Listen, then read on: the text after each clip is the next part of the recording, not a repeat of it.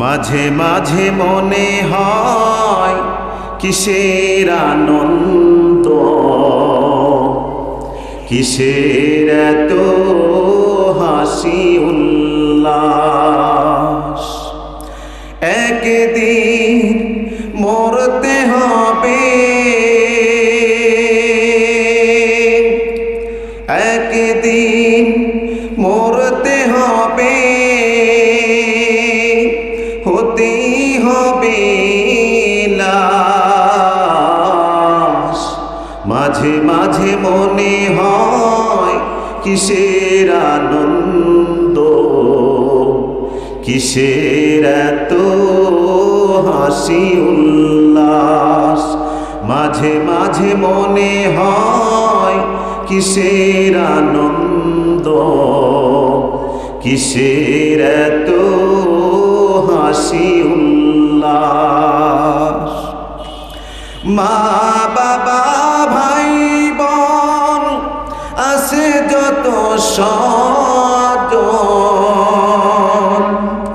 মা বাবা ভাই বোন আছে যত স্বজন,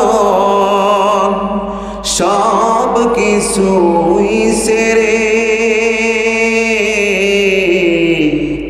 কোথায় হবে বসবাস, কোথায় হবে বসবাস।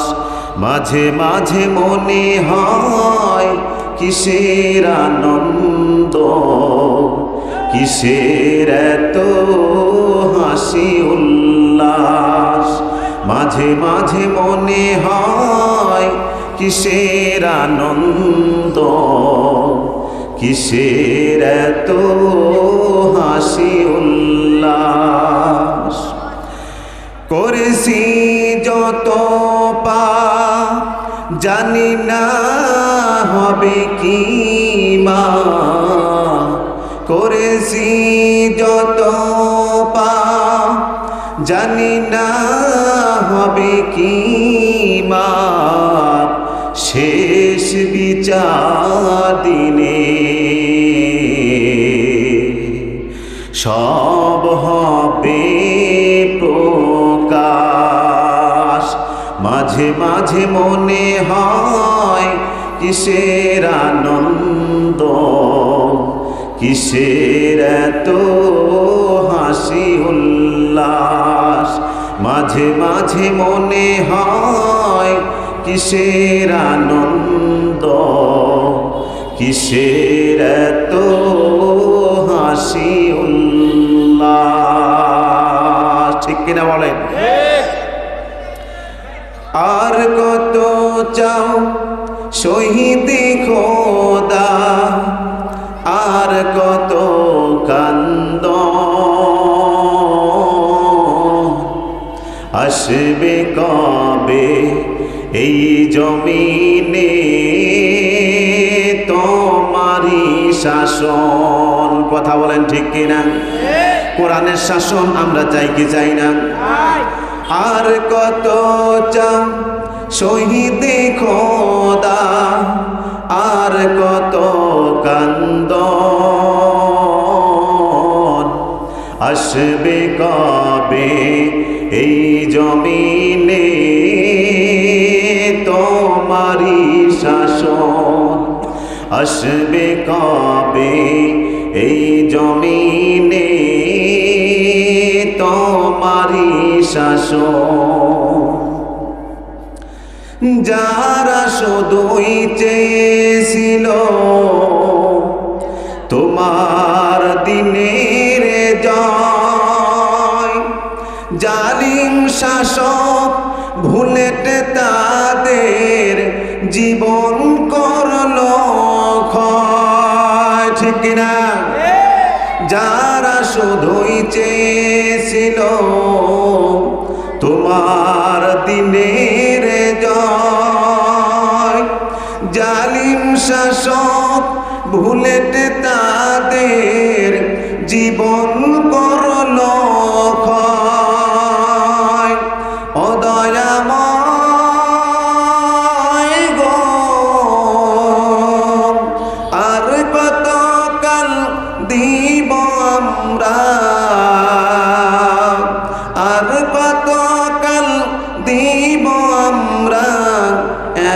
এমনই জীবন আসবে কবে এই জমিনে তোমারি শাসন আসবে কবে এই জমিনে তোমারি শাসন কত যে মায়ে বুক যে খালি চোখে শুধুই জল ঠিক কিনা বলেন কত যে মায়ে বুক যে খালি চোখে শুধুই জল হারিয়ে তার বুকের মানিক হয়েছে পাগল ও দয়াময় গো আর কত কাল দিব আমরা আর কত কাল দিব আমরা এমনই জীবন আসবে কবে এই জমিনে কোরআনের শাসন আসবে কবে এই জমিনে কোরআনের শাসন আসবে কবে এই জমিনে কোরআনের শাসন ঠিক কিনা বলেন কাল কঠিন কিয়ামতের ময়দানে এই যে আমরা আজকে একটা জান্নাতের বাগানে বসতে পেরেছি আর ফেরেশতারা এই যে এই সুন্দর দৃশ্যগুলো লিপিবদ্ধ করতেছে সম্মানিত লেখক দয়াকরাম লিপিবদ্ধ করে দেখতেছে আর আল্লাহর কাছে বলতেছে রব্বুল আলামিন ওই যে তাকিয়ে দেখো তোমার জমিনে ক্ষুদ্র প্রকৃতিতে এত কনকনা শীতের মধ্যে শীতকে উপেক্ষা করে তারা কোরআনুল কারীমের এবং হাদিসের দর্শনের জন্য এই যে জান্নাতের বাগান এই জায়গায় সুন্দর করে চাতক পাখির মতো চেয়ে আছে সুতরাং রব্বুল আলামিন এই যে তারা কোরআনুল কারীম শোনার জন্য এসেছিল সুতরাং কে নেককার কে বদকার বুঝি না কারণ আমল দিয়ে জান্নাতে যাওয়া কষ্ট আছে না নাই বলেন আল্লাহ রাব্বুল আলামিন যদি আমাদেরকে ইহসান না করেন আমাদের প্রতি সদাচরণ না করেন আমরা হিসাব দিয়ে জান্নাতে যেতে পারবো না রে মুসলমান ফেরেশতা বলবে রব্বুল আলামিন তোমার বান্দার শীতকে উপেক্ষা করে তাফসীরুল কোরআন মাহফিলের আয়োজন করেছিল ওই জায়গায় তাফসীর শুনছে হাদিসের কথা হচ্ছিল ওখানে শুনেছে সুতরাং তোমার বান্দা নেককার বুঝি না বদকার বুঝি না তার তামামি উসিলা করিয়া তামাম জিন্দেগির গুনাহ খাতাকে মাফ করে দাও জোরে বলেন না সুবহানাল্লাহ আল্লাহ পারেন কি পারেন না বলেন তো মুসলমান ভাইরা আমার এজন্য শুকরিয়া আদায় করতে হবে কার আর শুকরিয়া আদায় করলে যিনি আমাদের রিজিককে বৃদ্ধি করে দিবেন তিনি কে অসংখ্য আয়াতের প্রমাণিত আল্লাহ রাব্বুল আলামিন বলেন বান্দারে শোনো তামাম পৃথিবীর মানুষেরা শোনো আমি তোমাদেরকে দুনিয়াতে সমস্ত নিয়ামত দিয়েছি তোমাদের ভাষা ছিল না তোমাদের পেটের ভিতরে এমন একটা অবস্থা ছিল যেই সময় তোমরা কথা বলতে পারতো না যেই মায়ের নাভির সাথে তার লাগানো ছিল নাভির সাথে তার লাগানো ছিল মা খাদ্য গ্রহণ করেছে ওই খাদ্যটা আল্লাহ রাব্বুল আলামিন তার কুদরত দ্বারা সন্তানকে খাওয়াইছেন কথা বলেন ঠিক কিনা নাকি কোনো দুনিয়ার মানুষ খাওয়াইছে দুনিয়ার মানুষ তো কোনো খাওয়ায় নাই দুনিয়ার কোনো মানুষ খাওয়ায় নাই আল্লাহ রাব্বুল আলামিন 10 মাস 10 দিন যেই মায়ের পেটের ভিতরে আল্লাহ রাব্বুল আলামিন তার কুদরত দাও খাওয়া যখন বন্দোবস্ত করে দিল খাওয়ার বন্দোবস্ত করে দিল তারপরে যখন আমরা দুনিয়াতে আসলাম ডেলিভারি হলো মায়ের পেট থেকে যখন ডেলিভারি হয়ে গেল এত কষ্ট এত বেদনা এত দুঃখ যেই মায়ের পেটের সন্তান তার স্বামী বোঝে সেই স্বামী সেই স্ত্রী কত কষ্ট রে বাবা ওই মায়ের পেট থেকে যখন সন্তান বের হলো, ডেলিভারি হওয়ার পরে দেখেন আল্লাহ রাব্বুল আলামিন ওই সন্তানের প্রতি একটা মায়া মহব্বত জন্ম করে দিয়েছে, মায়া মহব্বত জাগ্রত করে দিয়েছেন। আর পেটের ভিতরে যখন গোতাগুতি করতো তখন একটু কষ্ট লাগতো, ঠিক কিনা বলেন? যখন গোতা দিত মনে হতো নারীর তারগুলো মনে হয় ছিঁড়ে গেল, মা কষ্ট করেছে, তখন তার মনে একটা দুঃখ ছিল রে বাবা। তারপর যখন সন্তান ডেলিভারি হলো, সন্তানকে যখন কোলে নেওয়া হলো, সন্তান কোলে নেওয়ার পরে ওই সন্তানকে কোলে নিয়ে কপালে চুমু খায়, নাকে চুমু খায়, গালে চুমু খায়, কথা বলেন ঠিক কিনা? এই যে একটা মহাব্বত, এই যে একটা ভালোবাসা তৈরি করে দিয়েছেন আল্লাহ রাব্বুল আলামিন। আল্লাহ রাব্বুল আলামিন বলেন, বান্দারে শোনো, আমি এই তামাম পৃথিবীতে যে মহাব্বতকে আমি 100 ভাগ করে দিয়েছি, 100 ভাগের মধ্যে 99 ভাগ আমার কাছে রেখে দিয়েছি, আর 1 ভাগ তামাম বিশ্বের মাঠ, তামাম পৃথিবীতে আমি দিয়েছি। জোরে বলেন না সুবহানাল্লাহ। 1 ভাগ মহাব্বত, এই 1 ভাগ মহাব্বতের কারণে সন্তান এত কষ্ট দিয়েছে পেটের ভিতরে, এত লাথি দিয়েছে, গুতা দিয়েছে, কষ্ট সহ্য করার পরেও ডেলিভারি হওয়ার পরে ওই সন্তানকে কোলে নিয়ে চুমু খায়, আর পূর্বের যেই কষ্টগুলো ছিল সব কষ্ট মা ভুলে যায়, ঠিক কিনা বলেন? মা সব কষ্ট ভুলে যায়। আমার মায়েরা, আমার বোনেরা, দিলের কান লাগিয়ে শোনেন,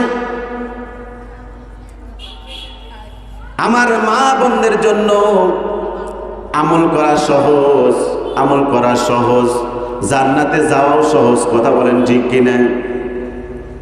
জান্নাতে যাওয়াও সহজ। সম্মানিত ভাইয়েরা আমার, বাবাজিরা আমার, এই জন্য সব সময় শুকরিয়া আদায় করতে হবে কার? আল্লাহ রাব্বুল আলামিনের শুকরিয়া আদায় করতে হবে। আল্লাহ পাক বলেন, বান্দারে শোনো, লা ইন শাকারতুম লা আযীদান্নাকুম ওয়া লা ইন কাফারতুম ইন্না আযাবি লাশাদীদ। আল্লাহু আকবার। আল্লাহ রাব্বুল আলামিন বলে, বান্দারে শোনো, तमाम পৃথিবীর মানুষেরা শোনো, আমি দুনিয়াতে তোমাদেরকে যে সমস্ত রিজিকগুলো দিয়েছি, এই রিজিকগুলো পাওয়ার পরে যদি তোমরা আমার শুকরিয়া আদায় করো, শুকরিয়া আদায় করার কারণে আমি আল্লাহ রাব্বুল আলামিন তোমাদের রিজিককে বৃদ্ধি করে দেব। জোরে বলেন না সুবহানাল্লাহ। তোমাদের রিজিককে বৃদ্ধি করে দেব।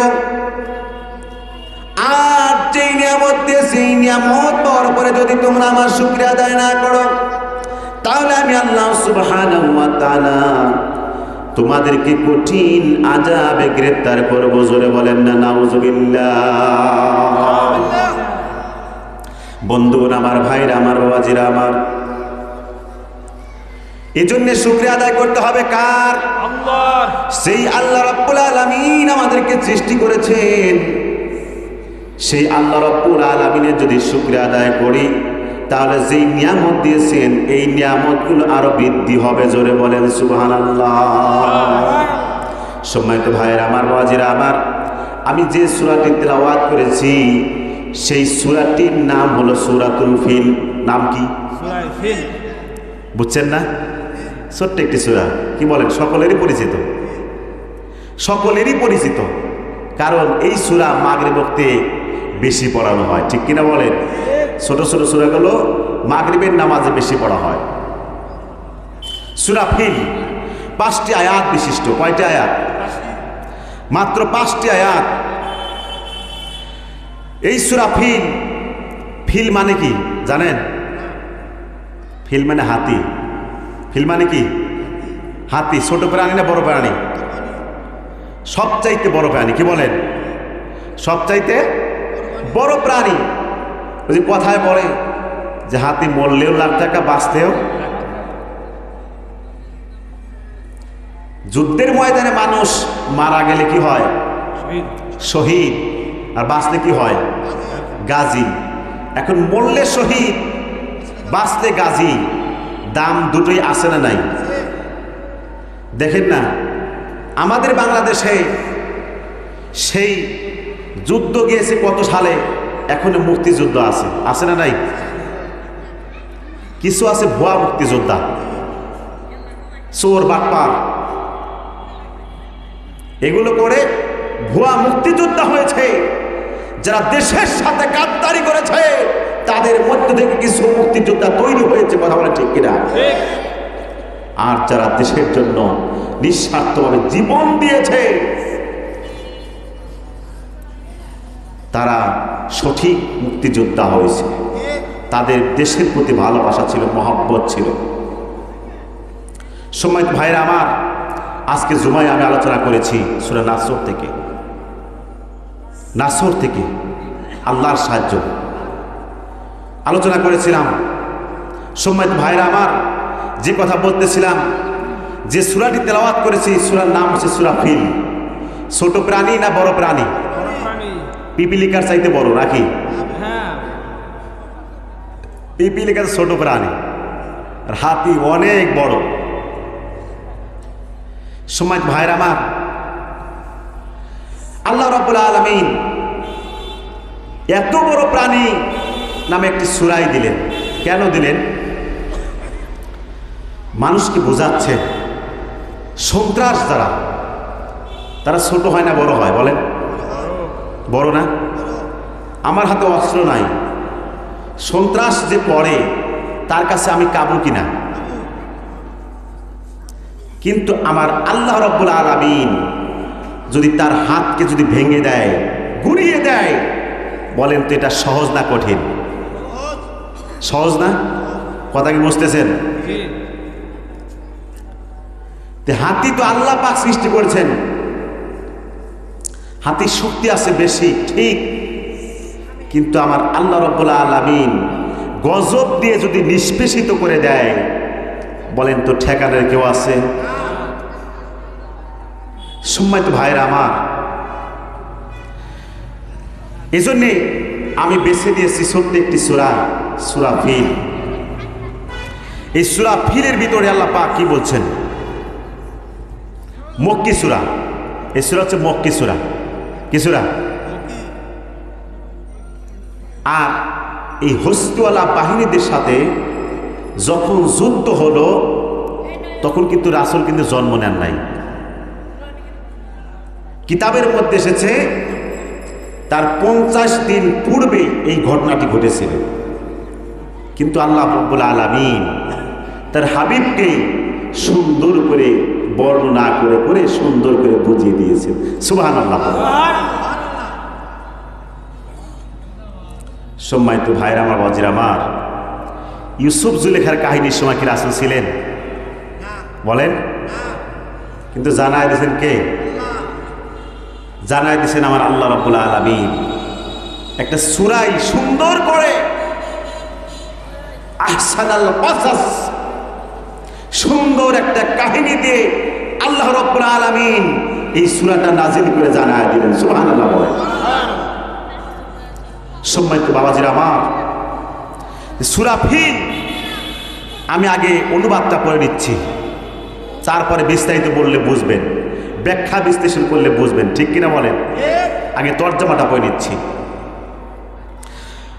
দেখুন কি বলেন, আলাম তারা, তুমি কি দেখোনি? রাসূল কি জানতো? জানতো না, কিন্তু সূরাটা নাজিল হয়েছে, অর্থাৎ তার এই ভাব, তার এই কথা জানায় দিয়েছেন জন্মের পরে। আর এই ঘটনাটি ঘটেছিল রাসূলের জন্মের 50 দিন পূর্বে, কিতাবের মধ্যে এসেছে। তাহলে কি জানার কথা? কিন্তু আল্লাহ পাক তাকে জানায় দিচ্ছেন। হাবিব শোনেন, আলাম তারা, আপনি কি দেখেন না? কাইফা ফাআলা রাব্বুকা বিআসহাবিল ফিল, যে আমি তোমার ওই হস্তওয়ালা বাহিনীর সাথে কি, তোমার ওই হস্তওয়ালা বাহিনীকে কি পরিণত করেছিলাম। তারা কি করেছিল? কাবা শরীফকে ধ্বংস করার জন্য এসেছিল। কাবা কার? আল্লাহর। কাবা কার? আল্লাহর না? আল্লাহর ঘর। চিন্তা করেন, আল্লাহ পাক বলছেন যে তোমার ওই হস্তি বাহিনীকে তাদের সাথে আমি কিরূপ আচরণ করেছি তুমি কি দেখোনি? তারপরে বলছেন আলাম ইয়াজআল কাইদাহুম ফি তাদলিল, তাদের এই চক্রান্ত অর্থাৎ এই আব্রাহার বাহিনী যেই কাবা ঘরকে ধ্বংস করতে এসেছিল, ভেঙে ফেলার জন্য এসেছিল, তাদেরকে আল্লাহ রাব্বুল আলামিন তাদের এই চক্রান্ত, তাদের এই পরিকল্পনা নিঃসাত করে দিয়েছেন, ব্যর্থ করে দিয়েছেন। সুবহানাল্লাহ বলেন। তারপরে কি করছেন? আরসালা, আর তিনি প্রেরণ করেছেন। সুবহানাল্লাহ বলেন। ও আরসালা আলাইহিম তয়রান আবাবিল, ঝাঁকে ঝাঁকে পাখি, আর সেই পাখির সাথে প্রেরণ করেছেন কি? তারমিহিম বিহিজারাতিম মিন সিজ্জিল, যারা তাদের উপর, তাদের ওই পাখির পায়ের নিচে ছোট ছোট কণা, পাথরের কণা, পাথরের টুকরো, কঙ্কর নিক্ষেপ করেছিল। এটা হুকুম কার ছিল বলেন তো? আল্লাহ রাব্বুল আলামিনের। এবার কঙ্কর নিক্ষেপ করলে বলেন যে সেই কঙ্করের আঘাত কি ছোট হয় না বড় হয়? বলেন ছোট হয় না বড় হয়? তারপরে ফাজা আলাহুম কাসফিম মাকুল, অতঃপর তিনি তাদেরকে বক্ষিত অর্থাৎ ঘাসের ন্যায় করে দিয়েছেন। মাকুল তাফসীরের মধ্যে এসেছে যেই আল্লাহ রাব্বুল আলামিন পাথরখানার পাখির পাতল থেকে যখন নিক্ষেপ করলেন, নিক্ষেপ করা মাত্রই তারা ধ্বংস হয়ে গেল। মানুষ এবং তার যেই বাহিনী আছে, হস্তি বাহিনী, হস্তিগুলো একদম নিষ্পেষিত হয়ে গেল। মুফাসসিরিন কিরামগণ বলেন যে একটা গরু যখন ঘাস খায়, খড় খায়, লতা খায়, পাতা খায়, খোল ভুসি খায়, ইনপুট হয়। ইনপুট চেনেন তো? খাওয়ার রাস্তাটা কি? ইনপুট মানে গ্রহণ করে, আর আউটপুট বের হয়, সেটা একটা আবর্জনা বিশিষ্ট এক হয়ে, ঠিক কিনা বলেন? এই মাকুল দ্বারা মুফাসসিরিন কিরামগণ বলেন তারা কি হলো, যে গরুর সেই বিষ্ঠার মতো একদম নিষ্পেষিত হয়ে গেল। সুবহানাল্লাহ। আল্লাহর বাইর, দুনিয়ার বাইর, কিসের বাহাদুরি? আমি কিসের বাহাদুরি করব বলেন? বাহাদুরি করার কোনো প্রয়োজন আছে? বাহাদুরি করে কোনো লাভ নাই। আমি বাহাদুরি করলে কোনো লাভ নাই। মৃত্যু যখন এসে যাবে, এক সেকেন্ড আগেও করা হবে না, পরেও করা হবে না। সুতরাং শুনে রাখো মুসলমান, মানুষের সাথে অন্যায় করে বেশি দিন টিকে থাকা যায় না। আল্লাহর সাথে গাদ্দারি করে বেশি দিন টিকে থাকা যায় না। আল্লাহর সাথে যখন গাদ্দারি হয়ে যাবে, আল্লাহর বিরুদ্ধে, নবী রাসূলের যখন বিরুদ্ধে চলে যাবা, তখন আল্লাহর পক্ষ থেকে তোমার উপর গজব নাযিল হবে। কথা বলেন ঠিক কিনা? যেমনি আব্রাহা বাহিনীর উপর আল্লাহ রাব্বুল আলামিন যেই গজব দিয়ে নিষ্পেষিত, নিশ্চিহ্ন করে দিয়েছিলেন। কথা বলেন ঠিক কিনা মুসলমান? কোনটা মানুষ আর কোনটা হাতি সেটা চেনার কোনো কায়দা নাই। সম্মানিত ভাইরা আমার, আমি বলতে চাই আমাদের এই গাদ্দারি করার কোনো জায়গা নয়। এখান থেকে মরতে হবে। এখান থেকে এরপরে আরেকটা দুনিয়া আছে। এই দুনিয়ায় শেষ নয়, আরেকটা দুনিয়া আছে, সেটার নাম হচ্ছে পরকাল, সেটার নাম হচ্ছে আখিরাত। কথা বলেন ঠিক কিনা? সেই আখিরাতে, সেই পরকাল আমাদেরকে জবাবদিহি করতে হবে। দুনিয়াতে আমি ক্ষমতার জোরে হ্যান করেছি, ত্যান করেছি, যা ইচ্ছে তাই করেছি, এই ক্ষমতা আল্লাহর দরবারে সেই জায়গায় থাকবে না। কথা বলেন ঠিক কিনা মুসলমান? সম্মানিত ভাইয়েরা আমার, সেই জায়গায় আমাদের লাশ হয়েই যেতে হবে। কি হয়ে যেতে হবে? আজকে আমি এমপি আছি, চেয়ারম্যান আছি, মেম্বার আছি, আমার দুনিয়াতে নাম যশ থাকতে পারে, কিন্তু আমি মরার পরে সব আমাকে লাশ বলেই আখ্যায়িত করবে। কথা বলেন ঠিক কিনা মুসলমান? ভাইয়েরা আমার, বাবাজিরা আমার, আমি যে সূরাটি তেলাওয়াত করেছি এই হলো তরজামা। এবার আসুন এর বিস্তারিত বর্ণনা কি, আল্লাহ পাক কেন নাজিল করলেন, কেন এই সূরাটি নাজিল করলেন। সম্মানিত ভাইয়েরা আমার, বাবাজিরা আমার, সেই আব্রাহা বাহিনী ইয়ামেন রাজ্যের সানাতে একটি গির্জা নির্মাণ করেছিল, অর্থাৎ কাবাঘর। কাবাঘর কার ঘর? আল্লাহর ঘর। এখন আসে না নাই? যে কাবাঘরে জিয়ারত করার জন্য লক্ষ লক্ষ মুসলমানরা সেখানে চলে যায়, পবিত্র কাবার ভূমিতে চলে যায়। সেই কাবার মধ্যে, সেই কাবার ওই জায়গায় যারা বসবাস করে মুসলমান ভাইরা আমার, আপনাদের কাছে একটা প্রশ্ন। আজকে এই যে মাহফিল দেওয়া হয়েছে, এই যে মাহফিল দেওয়া হয়েছে তার কারণে, যার মাধ্যমে, যার কারণে দেখা যায় মেলার একটা আয়োজন আছে না নাই? এই যে দোকানপাটগুলো হচ্ছে, এই দোকানপাটগুলোর মধ্যে বেচাকেনা হলো, আর সেখান থেকে তারা ব্যবসায়ী ভাইরা লাভবান হয়ে গেল। এতে করে বলেন তো এলাকার দোকানদার ভাইরা একটু লাভবান হলো কি হলো না?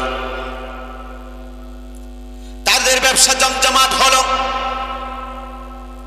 আমি এ কথা এজন্যই বোঝাতে যাচ্ছি মুসলমান, আর একটু হিন্স দিয়ে বলি, আমাদের সামনে কয়েকদিন পরে সম্ভবত জানুয়ারির 18 তারিখে সম্ভবত আমাদের এই যে ওরস শরীফ, কি বলি, এনায়েতপুর ওরস।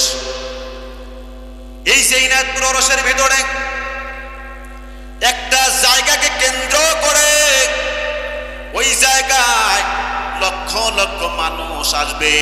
কথা বলেন ঠিক কিনা? লক্ষ লক্ষ মানুষ দূর দূরান্ত থেকে আসবে। এই যে দূর দূরান্ত থেকে আসলো, এখন এক শ্রেণীর মানুষ যদি মনে করে এই যে ব্যবসা জমজমাট হয়ে গেল, এই যে ওরসের কারণে ব্যবসাগুলো জমজমাট হয়ে গেল, সুতরাং তার দেখা দেখি আর একটা গির্জা তৈরি করলাম, আর একটা ওরস শরীফ তৈরি করলাম, যাতে করে ওই ব্যবসা একটু লস হয়, আমরাও যেন কামাই করতে পারি। ঠিক কিনা বলেন? অনেকে আছে না, পাশের দোকানে বেচাকেনা বেশি হয়, চিন্তা করে যে ব্যবসা কেমন নষ্ট করা যায়। আছে না নাই বলেন? পাশের দোকান ভালো কেন বেচা হয়?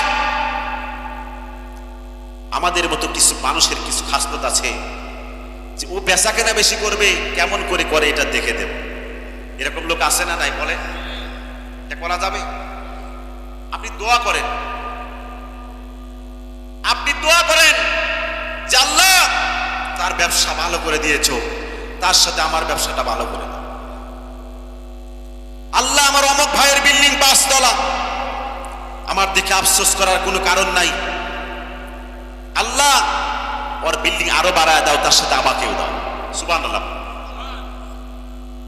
দোয়া করবেন।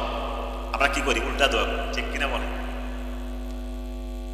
সম্মানিত ভাইয়েরা আমার, যে কথা বলতেছিলাম, লক্ষ লক্ষ মানুষ এই জায়গায় এসে ব্যবসা করে, এখানকার মানুষ ব্যবসা করে, দূর দূরান্ত থেকে আসলো, যারা টাকা পয়সা খরচ করলো, জিনিসপত্র কিনলো।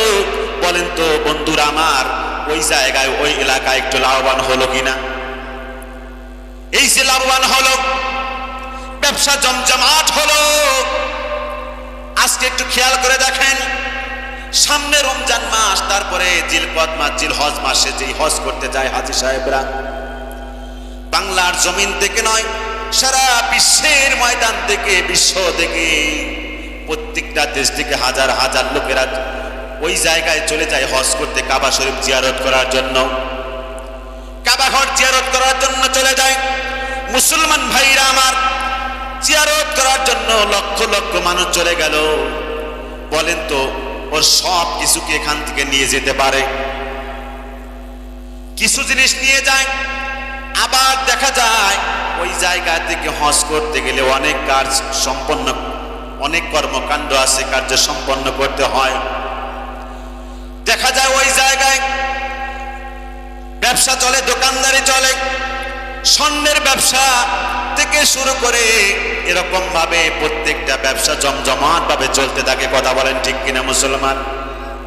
জমজমাট ভাবে চলে। ওই যে জমজমাট ভাবে চলতেছে, জিলহজ মাসের যখন হজ সম্পন্ন হয়ে গেল, বলেন তো বাবাজিরা আমার, জিলহজ মাসের হজ যদি সম্পন্ন হয়ে যায়, হাজী সাহেবরা কি ওই জায়গায় স্থায়ীভাবে থাকতে পারে? সর্বনিম্ন হলো 40 দিন 45 দিন, কথা বলেন ঠিক কিনা?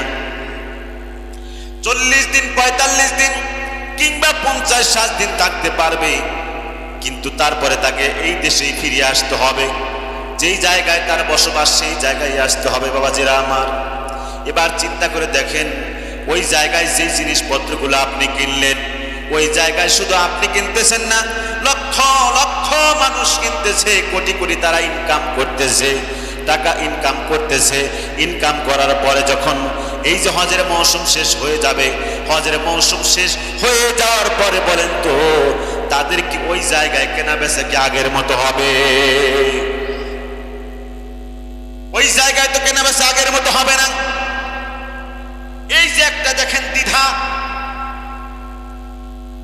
এই যে একটা অহংকার তৈরি হলো, এইটা দেখে আব্রাহা বাহিনী সহ্য করতে পারল না।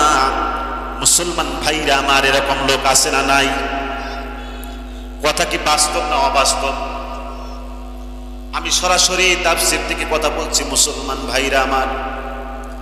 এই যে আব্রাহা বাহিনী যেই জায়গায় লক্ষ লক্ষ টাকা ইনকাম হলো, এটা দেখে আব্রাহা বাহিনী সহ্য হলো না যে কাবা ঘর দরকার নেই, কাবা ঘর ভেঙে দিতে হবে। 1 নাম্বার শর্ত হলো কাবা ঘর ভেঙে দিতে হবে। আর যদি কাবা ঘর যদি ভাঙতে না পারি, তাহলে ওই জায়গায় নতুন একটা সানাআয়, একটা অর্থাৎ ইয়ামেনের সানাআয় আর একটা নতুন গির্জা চালু করতে হবে, কথা বলেন ঠিক কিনা? আব্রাহা বাহিনী সিদ্ধান্ত নিয়ে নিল যে না না, তোমরা এই পুরান গির্জা ভালো না। বন্ধু মুসলমান ভাইরা আমার, রাসূল এক বলে পাগল, রাসূল এক বলে পাগল, মাতাল, কথা বলেন ঠিক কিনা? কিন্তু কিছু মানুষ চিন্তা করলো, রাসূল পাগলকে এই পাগল দেখার জন্য তারা যখন চেষ্টা চালাইলো, তারা যখন এই পাগলকে দেখার জন্য তারা মনে মনে পরিকল্পনা করলো, এ কেমন পাগল, এই পাগলটাকে দেখার জন্য ভিড় জমাইলো, কথা বলেন ঠিক কিনা মুসলমান?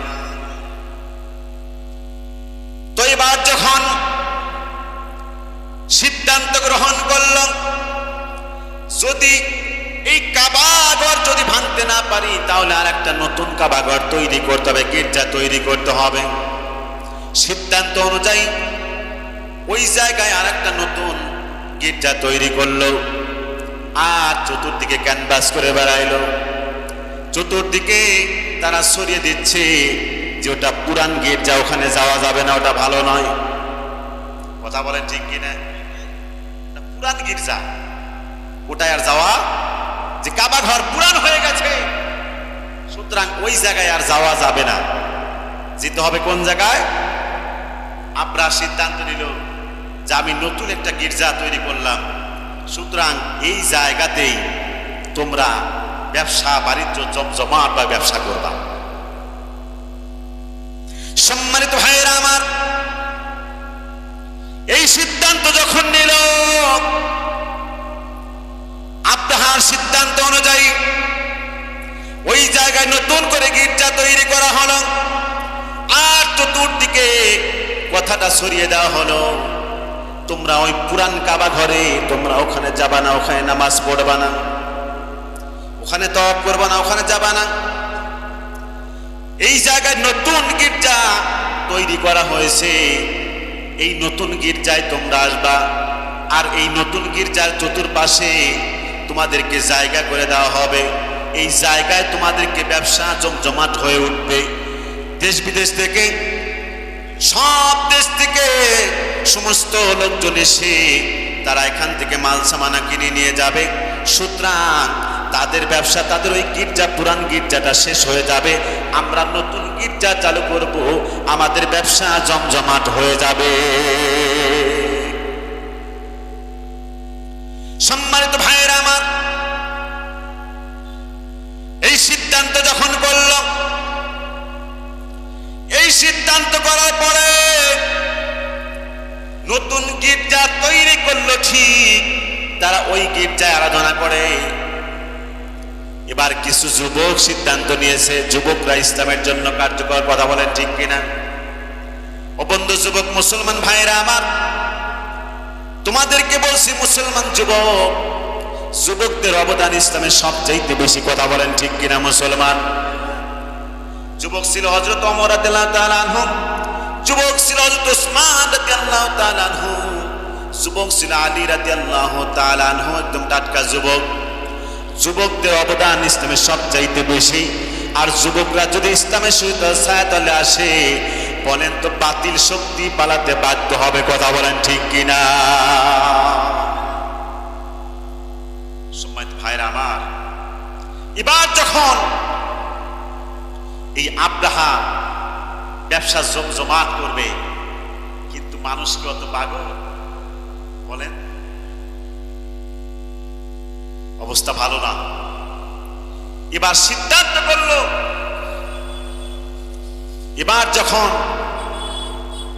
ওই গির্জা তৈরি করার পরে কিছু যুবক, 5-7 জন যুবক আছে, এই যুবক মিলে কি করলো, যেই কাবাঘর, যেই গির্জা, নতুন গির্জা তৈরি করেছে, ওখানে ওই ঘরের ভিতরে পায়খানা কি করে দিল, পায়খানা করে দিল।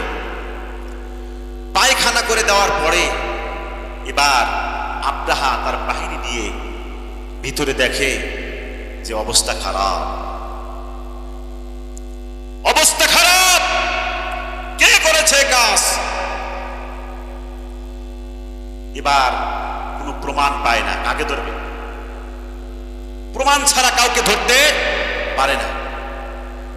এই কুবুদ্ধি তার মাথায় সর্বপ্রথম এসেছিল, যে দোষ করেছে তাকেও জেলখানায় দিবে, তাকেও, এবং যার যে দোষ করে নাই তার বিরুদ্ধেও মামলা দেবে। দেখেন, আব্রাহা সিদ্ধান্ত নিল যে এই জায়গায় এই কাজ যারা করেছে এর খেসারত দিতে হবে। এবার আব্রাহা সিদ্ধান্ত নিল যে ঘরের ভিতর থেকে সোনা দানা জহরতের জিনিসপত্র যা আছে সব বের করো, সব বের করে দিয়ে সেই নতুন গির্জাটা পোড়াইয়া দিল। কি করলো? পোড়াইয়া দিয়ে এবার যখন এই সিদ্ধান্ত গ্রহণ করলো যে পোড়াইয়া দিয়ে দোষ দেব, যারা দোষ অন্যায় করেছে তাদেরকেও ফাঁসাবে, আর যারা অন্যায় করে নাই তাদেরকেও ফাঁসাবে। এটা চিরন্তন ইতিহাস। এই ইতিহাস আছে না নাই বলেন? সেই সময় ছিল, এখনো আছে। অন্যায় করে নাই, পুলিশ গিয়ে তাকে ধরে নিয়ে এসেছে, বলে আমি তো অন্যায় করি নাই, বলে আগে থানায় চলো, তারপর ব্যবস্থা হবে। ঠিক কিনা বলেন? এমন সময় গেছে কি গেছে না? তবে এখন একটু ঠিক আছে, কি বলেন? এখন তার পুলিশ ধরতে পারে না, ধরে না। সম্মানিত ভাইয়েরা আমার, এই কুবুদ্ধিটা সর্বপ্রথম আব্রাহার মাথায় এসেছিল, দোষ করবে। এবার যখন এই বুদ্ধিটা তৈরি করলো, 1 নাম্বার বুদ্ধি তৈরি করলো যে তাদের বিরুদ্ধে রুখতে হবে, তাদের বিরুদ্ধে মামলা দায়ের করতে হবে। 2 নাম্বার হলো এই যে গির্জা সে নিজে নষ্ট করে নিজে পোড়ায়া দিয়ে অন্য জনের নাম দিবে, এই পরিকল্পনা করলো। এই গির্জা পোড়ায়া দিয়া সে সকলের নামে মামলা দায়ের করলো, সকলের নামে মামলা দিল। সম্মানিত ভাইয়েরা আমার, এবার সিদ্ধান্ত গ্রহণ করলো, নিজে দোষ করলো এবং নিজের দোষটা অন্যের উপর চাপিয়ে দিল। এরকম লোক আছে না নাই বলেন? নিজে দোষ করে কিন্তু নিজের দোষ মনে করে না, অন্যের উপর চাপিয়ে দেয়। সম্মানিত ভাইয়েরা আমার, এবার যখন দ্বিতীয় সিদ্ধান্ত নিল যে ওই যে কাবাঘর, ইয়ামেনের সানায় যে পুরাতন কাবাঘর আছে ওটা ধ্বংস করতে হবে, ওই কাবাঘরটা ধ্বংস করতে হবে। এই সিদ্ধান্ত যখন নিল, আব্রাহার সমস্ত বাহিনীর লোকজন নিয়ে রওনা হয়ে গেল। তার হাতি বাহিনী, হস্তি বাহিনী অর্থাৎ হাতিটা নিয়ে হস্তি বাহিনী নিয়ে রওনা হলো। আজকে কাবা ঘরকে ধ্বংস করে দিবে, কাবা ঘরকে ধূলিসাৎ করে দিবে। কিন্তু রাখে আল্লাহ, মারে কে? কথা বলেন ঠিক কিনা? আল্লাহ যদি রাখে কেউ মারতে পারে না। রাসূলকে মারার জন্য পরিকল্পনা করলেও আমার আল্লাহ রাব্বুল আলামিন যদি না মারেন, বলেন মারতে পারবে? রাসূলকে অপমান করতে চাইলেও আল্লাহ রাব্বুল আলামিন যদি তাকে সম্মানিত করেন, তাকে লাঞ্ছিত করতে পারবে না, বঞ্চিত করতে পারবে না। সম্মানিত বাবাজিরা আমার, আবু লাহাব তার আপন চাচা ছিল। কথা বলেন ঠিক কিনা? আবু লাহাব তার আপন চাচা ছিল, কিন্তু তার কাছের লোক, তার নিজের লোক হয়ে সব সময় তার আপন চাচার বিরুদ্ধে দাঁড়ায় যেত, তার চাচার অর্থাৎ তার ভাতিজার বিরুদ্ধে দাঁড়ায় যেত। কথা বলেন ঠিক কিনা? কখন যেন আসবে তোমার মরণেরই পরোয়ানা, মাওলার হুকুম দিতে হইবে রওয়ানা, মাওলার হুকুম দিতে হইবে রওয়ানা। ধরে নিবে, বেঁধে নিবে আজরাইল, ধরে নিবে, বেঁধে নিবে আজরাইল। ছেড়ে দিবে না হাজার লোকে কাঁদিনে, ছেড়ে দিবে না হাজার লোকে কাঁদিনে। ছেলে কাঁদবে, মেয়ে কাঁদবে বশিসি হয়ে, ছেলে কাঁদবে, মেয়ে কাঁদবে বশিসি হয়ে। জন্মের মতো চলছে বাবা কবরে, জন্মের মতো চলছে বাবা কবরে। কখন যেন আসবে তোমার মরণেরই পরোয়ানা, মাওলার হুকুম দিতে হইবে রওয়ানা, মাওলার হুকুম দিতে হইবে রওয়ানা। ঠিক কিনা বলেন? সাপ পালন করে হঠাৎ করে সাপ খাওয়া দাওয়া ছেড়ে দিল।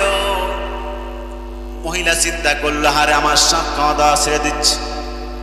বলেন তো বাবাজিরা আমার, খাওয়া দাওয়া ছেড়ে দিলে কি কোনো প্রাণী বাঁচে? কোনো প্রাণী বাঁচতে পারে না। খাওয়া দাওয়া ছেড়ে দিয়েছে। এবার ডাক্তারের সাথে পরামর্শ করলো, ডাক্তার সাহেব আমার সাপ তো খাওয়া দাওয়া ছেড়ে দিয়েছে, সুতরাং কি করা যায়? বলে তাকে ট্রিটমেন্ট করতে হবে, তাকে চিকিৎসা করতে হবে। বলে এরকম কয়েকদিন যাবৎ খাওয়া দাওয়া ছেড়ে দিয়েছে। বলে কয়েকদিন হয়ে গেল, বিগত কয়েকদিন হয়ে গেল। বলে খাওয়া দাওয়া ছেড়ে দিয়েছে ঠিক, কিন্তু ওই সাপকে আপনার সাথে ঘুমায়, এরকম আছে না নাই বলেন তো? অনেক কুকুর পালে, বিদেশে আলারা কুকুর পালে, কুকুর সাথে নিয়ে দরদা, কুকুরকে সাথে নিয়ে যায়, সন্তান সাথে নেয় না, কিন্তু কুকুরকে সাথে নেয়। কথা বলেন ঠিক কিনা? বাবাজিরা আমার, ভাইয়েরা আমার, বলেই কয়েকদিন যাবৎ খাওয়া বাদ দিয়েছে, কিন্তু তার ঘুম কি সব সময় হয়? বলে হ্যাঁ ঘুমায়। ঘুমায় ঠিক, আমার সাথে ঘুম পারে ঠিক, কিন্তু ঘুম পাড়ার পরে শুধু খায় না, শুধু এই একটাই সমস্যা। আমার বাবাজিরা চিন্তা করেন। বলে সাপ, এবার সাপ সিদ্ধান্ত নিয়েছে যে এই খাওয়া দাওয়া ছেড়ে দিয়ে পেটের ভিতরে সব আলগা হয়ে যাবে। শেষ মুহূর্তে যার সাথে তুমি এত মহাব্বত করলাম, তুমি যেই সাপটাকে ভালোবাসলা, যেই প্রাণীটাকে ভালোবাসলা, ওই প্রাণীটাকে, এই প্রাণীটাই তোমাকে হরণ করে খেয়ে ফেলে দিবে।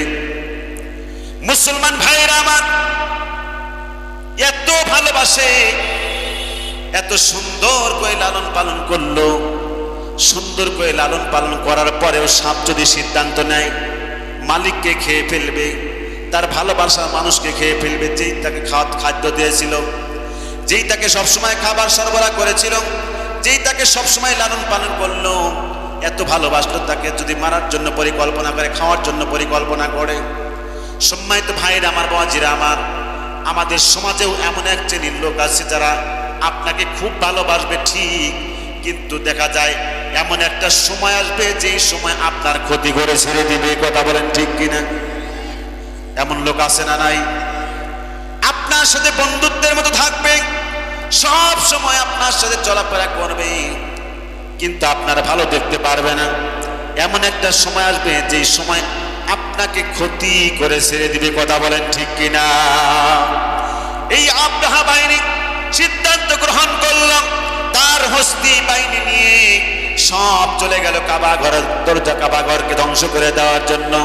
কাবা ঘরের মালিক যিনি, সেই আল্লাহ রাব্বুল আলামিন যদি রক্ষা করে, আব্রাহা কেন, সারা পৃথিবীর মানুষ হয়েও সেটা কোনো ক্ষতি করতে পারবে না। কথা বলেন ঠিক কিনা? সম্মানিত ভাইরা আমার, বাজিরা আমার, লোকজন সব নিয়ে, হস্তি বাহিনী নিয়ে সব চলে গেল ধ্বংস করে দেওয়ার জন্য, কাবা ঘরকে ধ্বংস করে দিবে। কাছে যখন গেল, বিশ্ব নবীর দাদা আব্দুল মুত্তালিব, নাম কি? আব্দুল মুত্তালিবের তখন তিনি প্রধান ছিলেন, ওই জায়গাকার প্রধান, এবং কাবা ঘরের চাবিও তার কাছে ছিল। সুবহানাল্লাহ বলেন। কিছু খারাপ লোককে দিয়েও কিছু কাজ করায়, ঠিক কিনা বলেন? এই যে আব্দুল মুত্তালিব, আব্রাহা বাহিনী ওই ঘরকে ধ্বংস করার আগে আব্দুল মুত্তালিবের যেই গরুগুলো ছিল, যেই ছাগল, যেই বকরিগুলো ছিল, যেই প্রাণীগুলো ছিল, সব তিনি আত্মসাৎ করলেন, সব তিনি এক জায়গায় করে অ্যাটাক করলেন। অ্যাটাক ছিলেন তো, আটকাইলেন। এরকম লোক আছে না নাই? সম্মানিত ভাইয়েরা আমার, এবার যখন তার সমস্ত কিছু ছাগল এবং তার যে সমস্ত প্রাণীগুলো ছিল সব তিনি তার করায়ত্তে করে নিলেন, তার কাছে নিয়ে নিলেন। আব্দুল মুত্তালিব বলতেছে, ভাই রে, তোর যার সাথে সমস্যা তার সাথে তুই বস। কি বলেন? কাবা ঘরের সাথে তোর সমস্যা, সুতরাং কাবা ঘরের সাথে তুমি বসো, আমার কোনো ক্ষতি করো না, আমার গরু ছাগল ভেড়ার কোনো ক্ষতি করো না। সুতরাং তুমি এই কাজটি আমার সব কিছু ফেরত দিয়ে দাও। তুমি যে কাজ করতে এসেছো, যেই কাবা ধ্বংস করতে এসেছো, যেই কাবা হচ্ছে মহান আল্লাহ রাব্বুল আলামিনের, ওই কাবার সাথে তুমি বসো, কিন্তু আমার এগুলা ক্ষতি করো না। আমার বন্ধুগণ, এবার আব্রাহা বাহিনী তার সিদ্ধান্ত অনুযায়ী কাবা ঘরকে ধ্বংস করার জন্য গেল।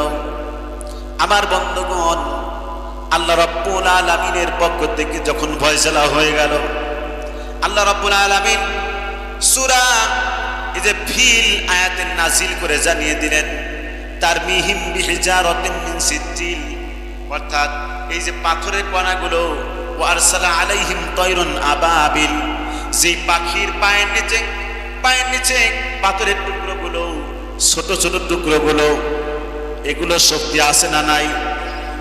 অবন্ধ মুসলমান ভাইরা আমার, বিশ্বাস করেন, এই যে মেঘ হয়, বৃষ্টি হয়, বৃষ্টির মধ্যে শিলা বৃষ্টি হয় কি হয় না? ছোট ছোট শিল পড়ে, মাথার উপর পড়লে আঘাত লাগে, শরীরের উপর আঘাত লাগে, ক্ষত বিক্ষত হয়ে যায়। এত শক্ত টিনের উপর পড়লে শব্দ হয়, শরীর পড়লে ক্ষত বিক্ষত হয়ে যায়।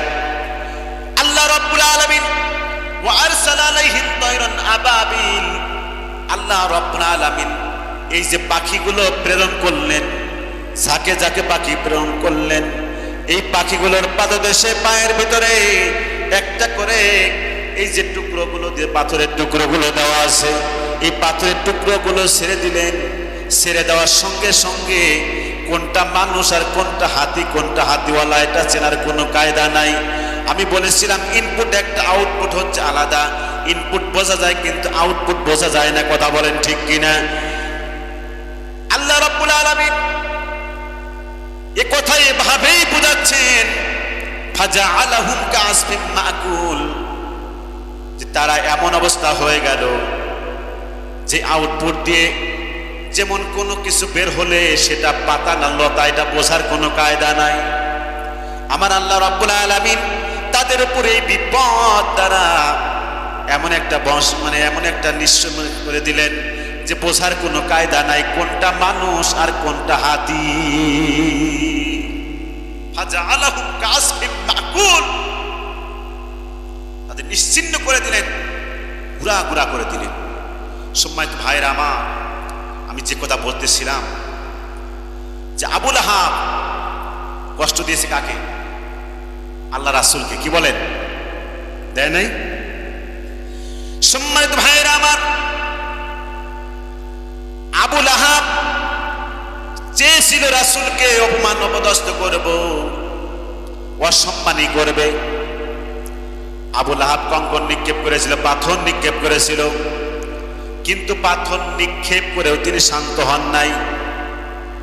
পাথর নিক্ষেপ করেও তিনি শান্ত হন নাই।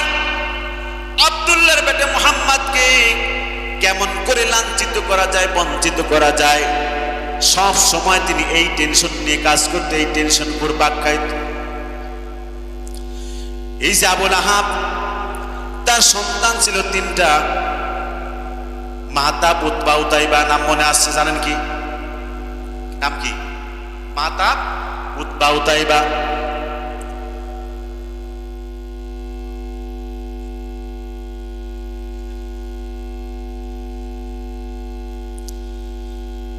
সম্মানিত ভাইরা আমার, যে কথা বলতেছিলাম সংক্ষিপ্ত হয় বলছি, মুসলমান বোঝানোর জন্য বলছি। মানুষ হয়ে মানুষের ক্ষতি করা এটা ইসলাম শোভা পায় না। কিন্তু আবু লাহাব তার আপন চাচা হয়েও তার ভাতিজার বিরুদ্ধে লেগে গিয়েছিল। কারণ একটু স্বার্থের জন্য। কিসের জন্য? ক্ষমতার স্বার্থের জন্য, ক্ষমতার জন্য। আজকে বলেন তো দুনিয়াতে এরকম আছে না নাই? নিজের আপন চাচাকে মেরে ফেলে দিয়েও কিন্তু স্বার্থ হাসিল করতে চায়। সম্মানিত ভাইয়েরা আমার, মাহতাব, উতবা, উতাইবা, আবু লাহাবের দুইটা সন্তানের সাথে, উতবা এবং উতাইবার সাথে বিয়ে হয়েছিল বিশ্বনবীর দুটা মেয়ে। জানেন? দুইটা মেয়ে উম্মে কুলসুম এবং রুকাইয়ার সাথে। উম্মে কুলসুম এবং রুকাইয়া বিয়ে হয়েছিল। আবু লাহাব সন্তানকে ডাক দিল, সন্তান রে শোনো, ও কলিজার টুকরা সন্তান শোনো, আমি তো বারবার পরিকল্পনা করেছিলাম আব্দুল্লাহর বেটা মুহাম্মদকে লাঞ্ছিত করার জন্য, বঞ্চিত করার জন্য। তার একটাই দোষ ছিল, সে কোরআনের কথা বলতো। ঠিক কিনা বলেন? আর ইসলামের কথা, কোরআনের কথা, ইসলামের পক্ষে কথা বললেই এক শ্রেণীর মানুষের গায়ে জ্বালা পোড়া শুরু হয়ে যায়। কথা বলেন ঠিক কিনা? আমরা মুসলমান, আমরা সারা জীবন একটু সময় যদি থাকি আমরা ইসলামের পক্ষে থাকবো। কথা বলেন ঠিক কিনা মুসলমান? সারা পৃথিবী যদি এক দিয়ে চলে যায় আমরা ইসলামের পক্ষে থাকবো। কথা বলেন ঠিক কিনা মুসলমান? আমরা ইসলাম থেকে বিচ্যুত পরিমাণ, চুল পরিমাণ সরে যাব। সম্মানিত ভাইয়েরা আমার, এবার যখন আবু লাহাব তার কলিজার টুকরা দুইটা সন্তানকে ডাকলেন, ও কলিজার টুকরা দুইটা সন্তান শোনো, আমি তো আব্দুল্লাহর বেটা মুহাম্মদকে অনেকভাবে প্রচেষ্টা চালিয়েছি তাকে লাঞ্ছিত, বঞ্চিত করার জন্য, কিন্তু আমি পারি নাই। সুতরাং তার দুইটা মেয়ে তোমাদের সাথে বিবাহ হয়েছে, ওই দুইটা মেয়েকে তুমি তোমরা দুজন তালাক দিয়ে যাও। তোমরা দুজন তালাক দাও। ভাইরা আমার, বাজিরা আমার, সংক্ষিপ্ত হয়ে বলবো, এবার যখন তার সিদ্ধান্ত অনুযায়ী তালাক দিতে গেল, উম্মের কুলসুম অর্থাৎ রুকাইয়াকে চুলের মুড়ি ধরে বিশ্বনবীর সামনে হাজির করা হলো। বিশ্বনবীর সামনে হাজির করে বলা হলো, ও আব্দুল্লাহর বেটা মুহাম্মদ, সন্তর কোরআন বিশ্বাস করি না, তোর হাদিস বিশ্বাস করি না। জিবরাইল আমিন যেই কিতাব যেই ওহী নিয়ে আসে আমি এটা বিশ্বাস করি না। আর আজকে বলে দিলাম তোর সামনে তোর মেয়েকে আমি তালাক দিয়ে দিলাম। বলেন তো বাবাজিরা আমার, বাপের সামনে যদি মেয়েকে তালাক দেয় এর চাইতে কষ্ট আর হতে পারে? এর চাইতে কষ্ট আর হতে পারে না। তালাক দিয়ে দিল, শুধু তালাক দিয়ে ক্ষান্ত নয়, তাকে লাঞ্ছিত বঞ্চিত করার জন্য তার মুখে থুতু নিক্ষেপ করলো। থুতু নিক্ষেপ করার কারণে আল্লাহ রাব্বুল আলামিন বললেন, হাবিব বললেন, বিশ্বনবী বললেন, রাব্বুল আলামিন আমার মেয়েকে তালাক দিয়েছে, আমি যতটুকু কষ্ট না পাইছি, আমার মেয়েকে তালাক দিয়েছে যতটুকু কষ্ট আমি না পাইছি তার চাইতে বেশি কষ্ট আমি পেয়েছি, আমার মুখে থুতু নিক্ষেপ করেছে। সুতরাং রব্বুল আলামিন তুমি তাকে হিংস্র প্রাণী দ্বারা তুমি তাকে শায়েস্তা করিও। ফয়সালা কার? আব্রাহা চেয়েছিল আমার দলবল সহ বড় বড় হাতিগুলো নিয়ে, কারণ হাতির চাইতে তো বড় প্রাণী আর কিছু থাকতে পারে না, সামনে যা আছে সব চুরমার করে নিয়ে যাবে, কাবাঘর সব ধ্বংস করে দিবে। কিন্তু কাবাঘরের মালিক যদি এই কাবাঘর রাখে, তুমি হাজার হাজার কেন লক্ষ লক্ষ কোটি কোটি হাতি বাহিনী নিয়ে আসলেও কাবাঘর ধ্বংস করতে পারবে না। সম্মানিত ভাইরা আমার, আল্লাহ নবীকে যখন এই কথা বলল, নবীজি আল্লাহর কাছে আরজি পেশ করলেন, রব্বুল আলামিন এর শায়েস্তা তুমি হিংস্র প্রাণী দয়া করিও। আমার বন্ধুগণ, এই কথা বলার পরে যখন ওই জায়গা থেকে উতাইবা যখন চলে আসলো, আবু লাহাবের কলিজার টুকরা সন্তান উতাইবা বাড়ির ভিতরে প্রবেশ করছে। বাতে বাড়ির ভিতরে প্রবেশ করার সঙ্গে সঙ্গে তার স্ত্রী অর্থাৎ আবু লাহাবের স্ত্রী জামিলা বলতেছে, বাবারে তুমি কোথায় গিয়েছিলা? বলে আব্দুল্লাহর বেটা মুহাম্মাদের কাছে গিয়েছিলাম, তার মেয়েকে আজকে সচক্ষে সহ জায়গায় তালাক দিয়ে এসেছি। আজকে তালাক দিয়ে এসেছি, শুধু তালাক দিয়ে নয়, তাকে লাঞ্ছিত বঞ্চিত করার জন্য তার মুখে থুতু নিক্ষেপ করেছি, থুতু নিক্ষেপ করেছি। এবার জামিলা বলতেছে, হারে তুই কি করেছিস? বলে থুতু নিক্ষেপ করেছিলি। ওই সময় তো ওই আব্দুল্লাহর বেটা মুহাম্মদ কিছু বলেছিল কিনা? আব্দুল্লাহর বেটা মুহাম্মদ কিছু বলেছিল কিনা? বলে হ্যাঁ তাই তো। কি যেন বলতেছিল, কি যেন বলতেছিল, সেটা হলো যে আমার উপর থুতু নিক্ষেপ করেছে, সুতরাং হিংস্র প্রাণী দেখা তাকে শায়েস্তা করিও। ও সম্ভবত এই কথা বলেছিল। জামিলা বলতেছে, হারে আব্দুল্লাহর বেটা মুহাম্মদ যেই কথা বলে, দুনিয়ার সব কিছু মিস্টেক হলেও আব্দুল্লাহর বেটা মুহাম্মাদের দোয়া কখনো বিফলে যাবে না।